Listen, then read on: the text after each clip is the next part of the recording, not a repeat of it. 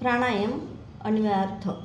एकदा एका राजा आपल्या मंत्र्यावर रागवला आणि त्याने मंत्र्याला कैदेत टाकले.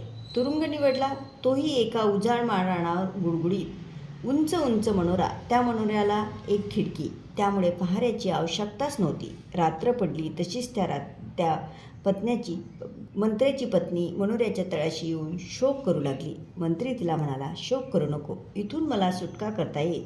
त्याचबरोबर तिला उत्साह आला. मंत्र्याने तिला एक किडा, थोडा मध, मनोऱ्याच्या उंची एवढा लांब बारीक रेशमी धागा, रिळाचा दोरा, त्याहून जाड दोरा, सुतळी, सुंभ आणि मजबूत दोरखंड एवढे साहित्य आणावयास सांगितले. ती सर्व साहित्य घेऊन आली. मंत्र्याने सांगितल्याप्रमाणे तिने किड्याच्या पायाला रेशमी धागा बांधला आणि त्याच्या मिशांना मध लावून खिडकीकडे तोंड करून तो किडा मनोऱ्यावर सोडला.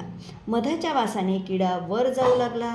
तो खिडकीशी पोचताच मंत्र्याने रेशीम धागा पकडला आणि त्या धाग्याच्या खालच्या टोकाला तिने रिळाला दोरा बांधला. मंत्र्याने रेशमी धागा वर ओढून घेतला, तसाच रिळाचा दोरा त्याच्या हाती आला. तो वर ओढून त्याच्या टोकाला बांधलेला जाड दोर, मग सुतळी, मग सुंभ, अशाप्रमाणे मजबूत दोरखंड मंत्र्याच्या हाती आला आणि त्या दोरखंडावरून उतरून तो पळून गेला. अशा प्रकारे या विराट प्राणाचा दोरखंड आपल्या हाती आणून देणारा रेशमी धागा म्हणजेच आपल्या श्वासोच्छवास आहे.